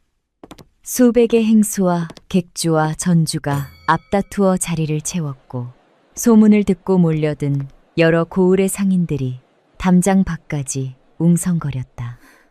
사람들의 시선이 일제히 문 쪽으로 쏠리던 바로 그 순간 보랏빛 비단 치마 저고리에 은비녀를 꽂고 값진 폐물을 두른 채란이 한 손을 가슴에 얹은 채 상석으로 천천히 걸어 올라왔다. 오랫동안 이 날만을 기다렸다는 듯 그녀의 입가에는 잔잔한 승리의 미소가 걸려 있었고 비단 신소리는 마치 개선의 발걸음처럼 마루를 울렸다. 여러분, 갑작스레 모이시게 하여 죄송합니다. 오늘 이 자리는 지아비의 병환을 대신하여 만복상단의 새로운 앞날을 그녀가 미리 준비해둔 말의 첫 문장을 막 꺼내려는 순간이었다. 회합소 맨 뒤쪽 대청문이 소리 없이 스윽 열렸다. 사람들의 고개가 일제히 그쪽으로 돌아가자 회합소 안에 얕은 술렁임이 번져나가기 시작하였다. 열린 문 사이로 정만호 대행수가 걸어 들어오고 있었다. 그런데 그의 손에는 문갑이 아니라 작은 6손이 연달아 쥐어져 있었다. 12살 첫째가 맨 앞에서 할아버지의 큰 손을 꼭 잡고 그 뒤로 3살 배기 막내까지 올망졸망 손을 이어 잡은 채 줄지어 마루 위를 걸어왔다. 상석 위 채란이 들고 있던 종이가 파르르 떨리다가 손끝에서 스르륵 빠져나갔다. 대행수가 상석 아래까지 와 멈추어 섰고 그 눈빛이 채란에게 닿는 순간 수십 년을 함께 산 그 여자의 얼굴에서 혈색이 씻겨 내려가기 시작하였다. 정만호는 아이들의 손을 한 명 한 명 단단히 쥔 채 낮고 단단한 목소리로 입을 열었다. 여러분, 시작하기 전에 한 말씀 올리겠소. 오늘 나는 나의 새 가족을 여러분께 소개하러 이 자리에 나왔소. 그러고는 품속에서 문서 한 장을 꺼내들자 회합소의 모든 숨소리가 한순간에 떴었다. 이 아이들이 내 골육임은 오작인의 손을 빌린 하편로 이미 분명히 드러났소. 정만호가 데려온 노의원이 그 자리에서 떨리는 목소리로 자백을 이어갔다. 20해 전 저는 정연우 도련님의 몸을 거짓으로 살펴 자식 못 볼 몸이라는 첩지를 위조하였습니다. 시키신 분은 안방마님 채란이셨습니다. 자백이 끝나기도 전에 정만호가 궤에서 꺼낸 치부책을 펼쳐 이름 없는 상호 5개를 거쳐 10년간 빼돌린 어마어마한 재물의 흐름을 낱낱이 밝혔다. 이어 그 축배의 자리를 엿들은 정만호의 사람이 앞으로 나와 채란이 만복 상단은 통째로 내 손안에 떨어진다며 읊던 그 말을 그대로 증언하였다. 마지막으로 20해 전 연우에게 더 씌워졌던 그 빼돌린 은자가 채란의 돈줄에서 곽 집사의 손으로 흘러 들어간 내역이 만천하에 드러났다. 한 장 한 장 증거가 넘어갈 때마다 자리에 앉은 이들은 입을 틀어막은 채 고개를 절레절레 저었고 몇몇은 자리에서 벌떡 일어나 소문을 옮기러 정신없이 뛰쳐나갔다. 그 사이 정만호는 단 한 번도 목소리를 높이지 않았다. 그저 아이들의 손을 더 단단히 쥐고 아주 낮고 분명한 목소리로 한 문장만 덧붙였다. 저 여자가 지난 수십 년 동안 내게서, 내 아들에게서, 그리고 이 6 아이에게서 훔쳐간 모든 것을 오늘 전부 돌려놓겠소. 바로 그 순간 회합소 뒤쪽 문이 또 한 번 열리고 이번에는 관아의 포졸과 나졸들이 오라를 들고 줄지어 들어섰다.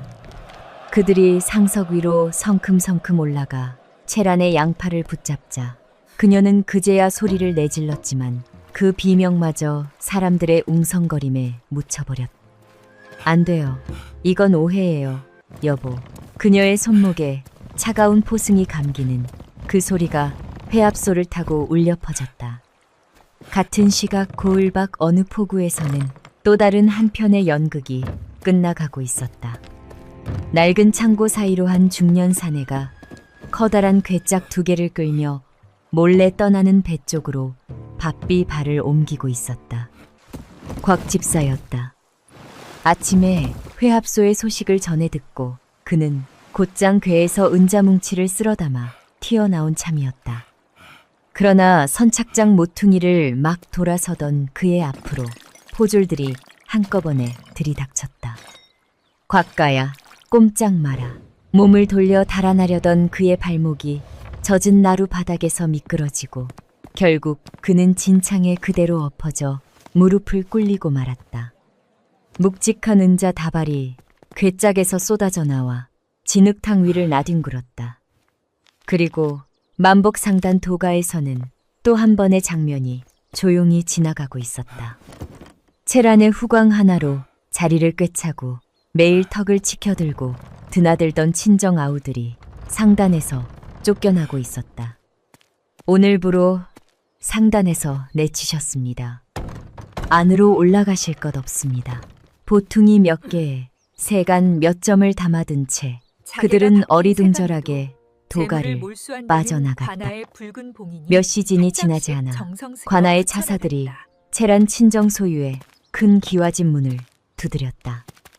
비단이 줄지어 걸린 방에도 자개가 박힌 세간에도 재물을 몰수한다는 관아의 붉은 봉인이 한 장씩 정성스레 붙어나갔다.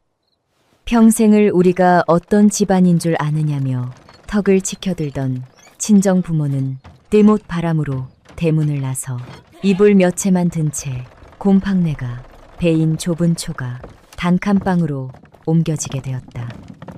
같은 시각 고을 변두리의 자해원 마당에도 낯선 손님들이 찾아왔다. 큰 목수와 인부들 그리고 소달구지 여러 채가 정문 앞에 나란히 멈추어 섰고 건물 외벽에는 헐어낼 집이니 드나들지 말라는 관아의 방이 큼직하게 붙었다. 정만호가 며칠 전부터 조용히 진행시켜온 명도와 철거의 허락이 드디어 한꺼번에 효력을 내기 시작한 순간이었다. 관아의 차사들이 원파의 방 자물통을 따고 들어가 원파가 아이들의 시주돈으로 사들인 비단 보료와 자개 반다지에 한 장씩 붉은 봉인을 붙여나갔다. 그녀는 집신도 제대로 꿰지 못한 채 마당으로 밀려나왔고 맨발에 닿는 차가운 흙을 느끼며 털썩 무릎을 꿇고 대성통곡을 쏟아냈다. 내 거야, 다 내 거야. 이게 어떻게다. 울부짖는 그 얼굴 위로 인부들이 낡은 대들보에 밧줄을 걸어 힘껏 당기기 시작하였다. 6 아이는 할아버지의 곁에 나란히 서서 손에 꼭 쥐고 온 작은 무명 손수건을 만지작거리며 그 광경을 바라보고 있었다. 쿵, 쿵, 쿵. 낡은 기둥과 석가래가 안으로 무너져 내릴 때마다 회색 먼지가 피어올랐고 그 벽체 사이로 원파가 호통치던 방과 덕이가 몰래 유품을 찾아 헤매던 거름더미가 하나씩 잿빛 속으로 사라져갔다. 첫째가 할아버지의 옷소매를 살며시 잡아당기며 조용히 중얼거렸다. 할아버지, 저기 우리 다시는 안 가도 되는 거죠? 그럼 이제 저 문은 영영 없어진 거란다. 다시는 너희 근처에도 못 온다. 정만호는 아이의 머리를 천천히 쓰다듬으며 그 작고 따뜻한 어깨를 제 쪽으로 꼭 끌어당겼다. 며칠 뒤 열린 관아의 동원에는 구경꾼이 구름처럼 몰려들었고 처결을 내리는 부사의 목소리가 뜰 안에 차분하게 울려 퍼졌다. 채란에게는 먼 섬으로 20년 정배와 함께 전 재산 정몰, 곽 집사에게는 12년 정배와 중한 장형, 자해원 원파에게는 7년 정배와 함께 전 재산 몰수 및 6 남매에게 갚아야 할 거액의 배상이 떨어지는 순간 방청석 맨 앞줄에 단정히 앉아있던 정만호는 두 눈을 잠시 감았고 그 곁에 덕이는 소리 없이 소매 끝으로 눈가를 꾹 눌렀다. 그로부터 얼마 지나지 않은 어느 봄볕 좋은 날, 자혜원이 있던 그 자리에는 새 집의 상냥식이 열렸다. 흰 천에 덮인 현판 앞에서 덕이가 떨리는 손으로 천을 걷어내자 그 아래로 또렷한 5글자가 햇살 아래 모습을 드러냈다. 정연우, 어린이, 자혜원. 사람들의 감탄이 다시 한번 쏟아졌고 6아이는 할아버지의 손을 꼭 잡은 채 그 글자를 가만히 올려다보았다. 첫째의 눈에 물이 차오르던 그때 바람 한 줄기가 부드럽게 마당을 가로질렀고 어디선가 한 줌의 판 냄새가 코끝을 스치는 듯하였다. 정만호는 고개를 들어 높고 맑은 봄 하늘을 올려다보며 저 위 어딘가에 있을 아들과 며느리에게 마음속으로 나지막이 한마디를 건넸다. 연우야, 순덕이 애미야. 오늘부터는 이 아비가 너희 목까지 다 안고 가마. 그 목소리가 봄바람을 타고 어디로 흘러갔는지 그날 그 자리에 있던 사람 중 누구도 정확히 알 수 없었지만 이상하게도 모두의 가슴 한 구석이 오래도록 따뜻하게 번져 있었다. 그로부터 7해라는 세월이 조용히 흘러갔다. 자혜원 마당의 은행나무 아래로 7번의 봄꽃이 피고 졌고 7번의 가을, 낙엽이, 수북이 쌓였다. 다시 쓸려갔다. 그 계절들이 지나는 동안 6아이는 누구의 눈에도 띄지 않게 그러나 또렷하게 자라나고 있었다. 그리고 그 같은 세월 동안 한 여자는 정배지에서 하루하루를 지우듯 살아가고 있었다. 자혜원의 전 원파였다. 부사가 내린 7회의 형기를 한 달도 깎지 못한 채 채우고 그녀가 다시 세상에 나온 것은 어느 쌀쌀한 초봄의 새벽이었다. 정배지의 문이 등 뒤에서 닫히던 그 소리가 마치 이제 내 인생의 진짜 벌은 지금부터라고 속삭이는 것 같았다. 그녀가 두 손에 쥐고 있던 것은 구겨진 문서 한 장과 낡은 보퉁이 하나가 전부였다. 처결로 내려진 배상액이 그녀의 세간과 논밭은 물론 시골에 묻어둔 밭 한 쥐기까지 탈탈 털어간 지 오래였다. 주막 처마 밑에서 이틀을 지새우고 다리 밑에서 또 사흘을 보낸 끝에 그녀는 마침내 사람을 붙여주는 거간의 문을 밀고 들어섰다. 무슨 일을 해보았소? 그게 그냥 청소며 밥이며 뭐든 시키는 대로 다 할 수 있어요.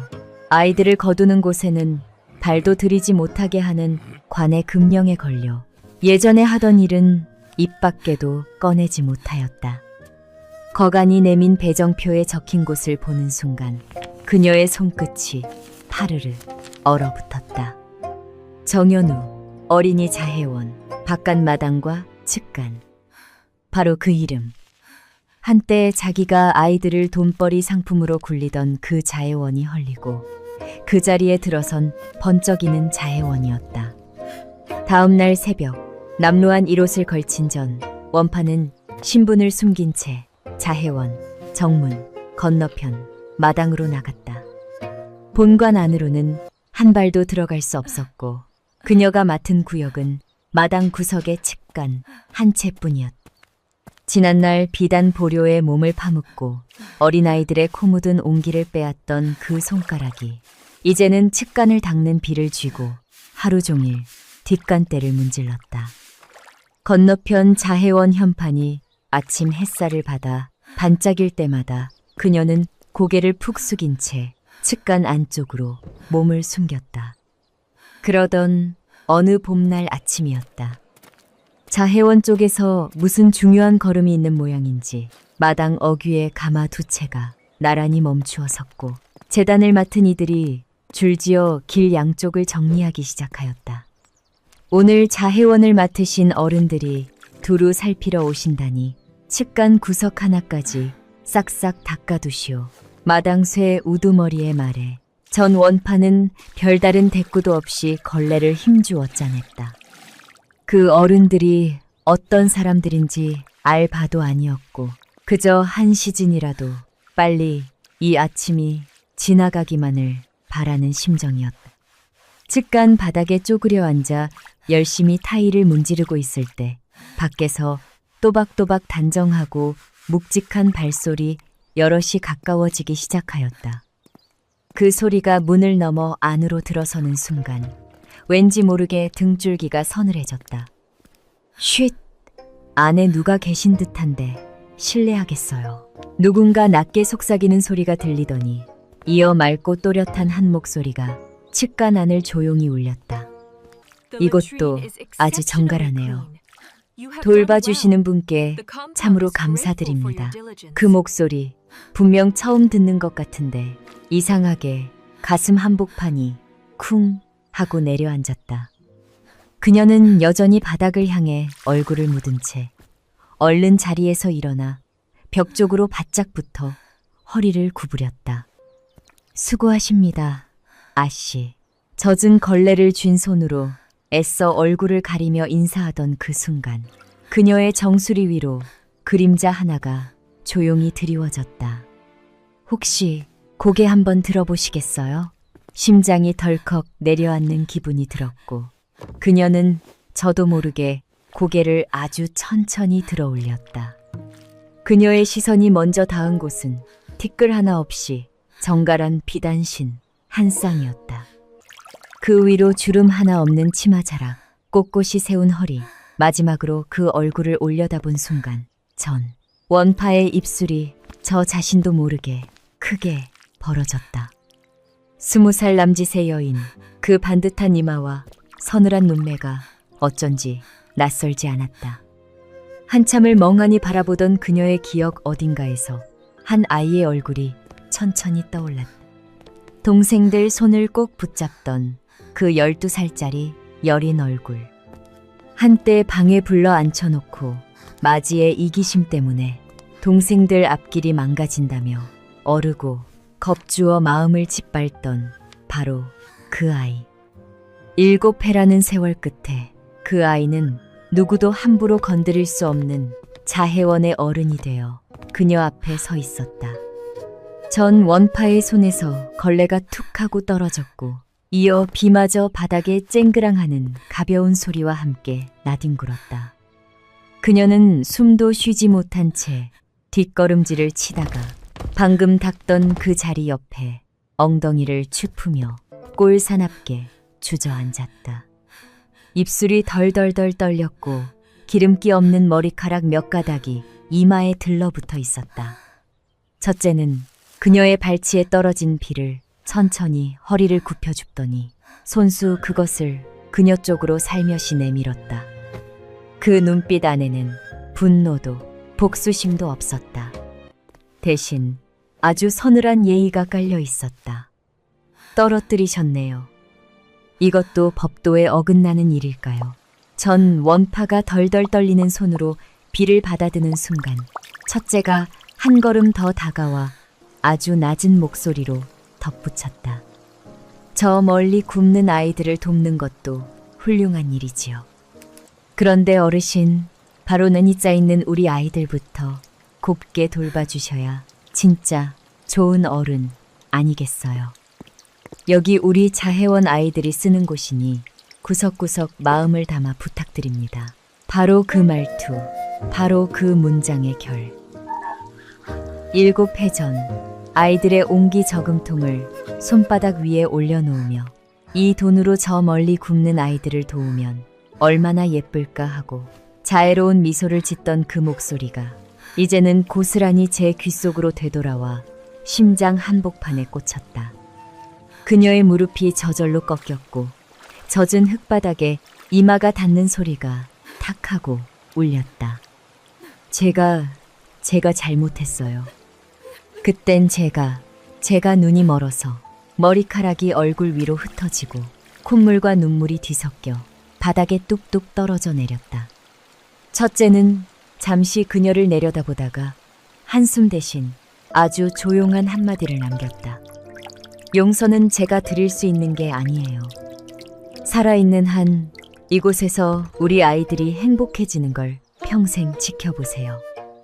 그게 어르신이 받아야 할 진짜 벌입니다. 그러고는 등을 돌려 고요한 봄볕이 쏟아지는 바깥으로 걸어 나갔다. 측간 안에는 물이 또르르 떨어지는 소리와 한 여자의 꺼져가는 울음소리만이 남아 오래도록 울렸다.